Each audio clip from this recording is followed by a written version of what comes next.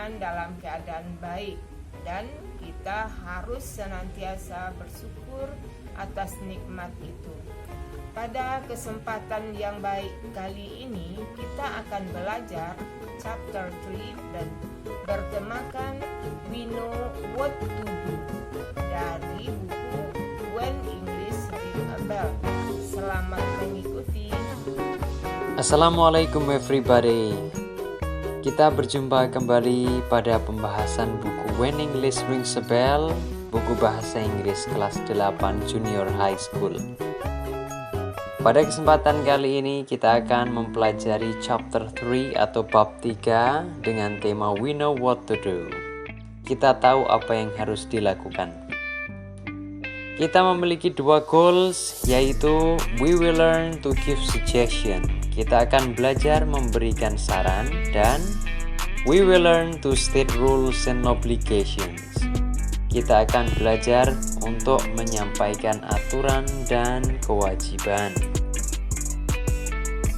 Di awal materi ini, kita dihadapkan dengan sebuah kegiatan. Berikut ini adalah alurnya. Pertama, kita akan mendengarkan guru kita membacakan suggestion atau saran. Kedua, kita akan mengulangi saran tersebut. Ketiga, kita akan menghafalnya dan menyampaikannya di dalam kelompok. Berikut adalah suggestion atau saran-saran tersebut. We will use more English now. You should greet me and your friends in English. You should ask questions in English. You should answer questions in English. You should take leave in English too. But don't worry, when you need, I'll help you. I'm sure you are all ready to use English with me and your friends. You should not be ashamed to use English with me. You should not be ashamed to speak and write to each other in English. You should be sure that you can do it because I will always help you. You should listen to more English songs. You should sing more English songs. More importantly, you should understand the lyrics. You should read more stories from around Indonesia and the world in English. I'm sure you can if you try harder. Mari kita ingat ke-11 suggestion atau saran yang telah guru kita berikan. 1. We should greet our teacher and our friends in English. 2. We should ask questions in English. 3. We should answer questions in English. 4. We should take leave in English. 5. We should not be ashamed to use English with them. 6. We should not be ashamed to speak and write to each other in English. 7. We should be sure that we can do it because they will always help us. 8. We should listen to more English songs. 9. We should sing more English songs. 10. We should understand the lyrics. The last one, or number 11, we should read more stories from around Indonesia and the world in English.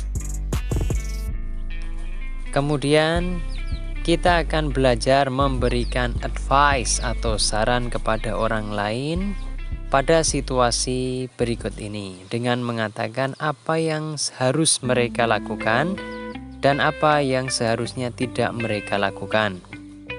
Berikut ini adalah langkah-langkahnya. Yang pertama, kita akan membaca contohnya.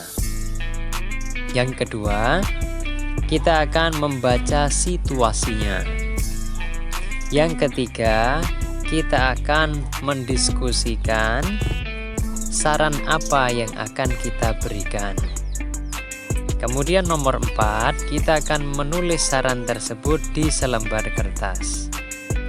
Terakhir, kita akan membagikan saran tersebut di kelas. Berikut adalah contohnya. Situasi yang pertama. We have 2 tests tomorrow, English and IPS. Kita memiliki 2 tes, 2 ulangan harian besok. Bahasa Inggris dan IPS. You should not go to the game. Ini adalah saran yang pertama. Kamu seharusnya tidak bermain game. You should study for the test. Ini adalah saran yang kedua. Kamu seharusnya belajar untuk tes tersebut. Kemudian situasi yang kedua. I don't know the meaning of row. Aku tidak mengetahui arti dari kata row. Kemudian suggestionnya adalah you should look it up in the dictionary yourself. Kamu harus mencarinya sendiri di kamus. Kemudian suggestion yang kedua, you should not depend on others all the time. Kamu seharusnya tidak bergantung kepada orang lain sepanjang waktu. Sekarang kita kerjakan situasi 3 sampai 12. Situasi 3. I will go out, but it's very cloudy now. Aku akan keluar, tapi sekarang sangat mendung. Maka seperti dalam peribahasa bahasa Indonesia, sedia payung sebelum hujan. Oleh karenanya, kita memiliki advice yaitu you should take an umbrella with you. Situasi 4. I think I'm catching a cold. Kayaknya aku masuk angin deh. Maka advice-nya adalah you should take a rest. Kamu harus istirahat. You should have a medicine. Kamu harus minum obat.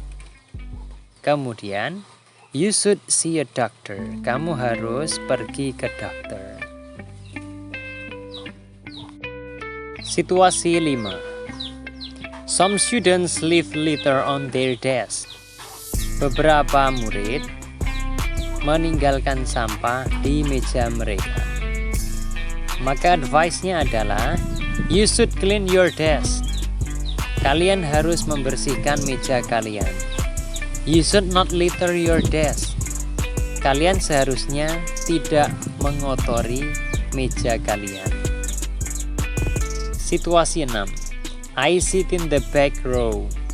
Aku duduk di baris belakang. I cannot see your writing on the blackboard. Aku tidak bisa melihat tulisanmu di papan tulis. Maka advice-nya adalah you should come forward. Kamu harus maju ke depan. Situasi 7. I'm longing for my cousins. Aku merindukan sepupuku. Maka sarannya atau advice-nya adalah you should call them. Kamu harus menelpon mereka. Situasi 8. My legs are asleep because I'm sitting on them. Kakiku capek karena aku duduk di atas mereka atau mendudukinya.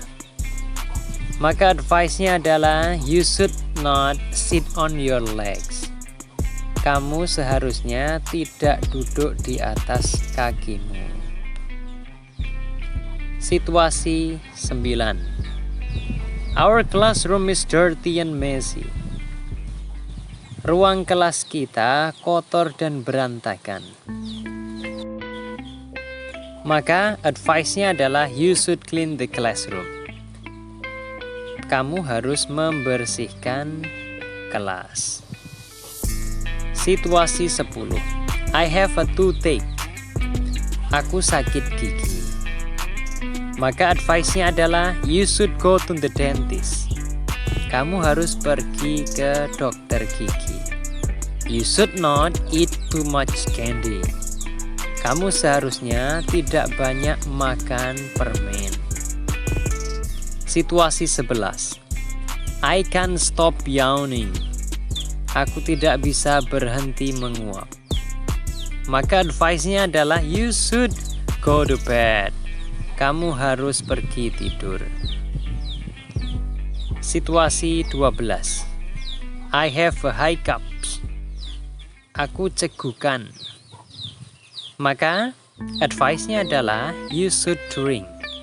Kamu harus minum. Itulah 10 dari 12 situasi yang sudah kita bahas dan sudah kita berikan advice-nya masing-masing. Sekarang kita lanjutkan kepada kegiatan berikutnya. Pada kegiatan ini kita akan membuat banyak suggestion atau banyak saran yang murid-murid di sekolah ini harus lakukan untuk menjadi murid yang lebih baik dan pribadi yang lebih baik. Berikut ini adalah alurnya. Pertama, kita akan membuat daftar hal-hal yang kita harus lakukan atau seharusnya tidak kita lakukan sebagai seorang murid. Kedua, setiap dari kita akan menuliskannya di selembar kertas. Ketiga, kita akan membagikan suggestion atau saran tersebut kepada kelas. Selamat mengerjakan. Nah, berbekalkan dari pengalaman dan apa yang sudah kita pelajari tadi, maka silakan dikerjakan tugas yang terakhir tadi. Kemudian pada kesempatan selanjutnya kita akan mempelajari tentang materi yang baru, yaitu kita akan belajar tentang how to say what we must do and must not do, like rules and obligation. Yaitu kita akan belajar untuk menyampaikan apa yang wajib kita lakukan dan wajib tidak kita lakukan, seperti peraturan dan kewajiban. Oke, sampai jumpa.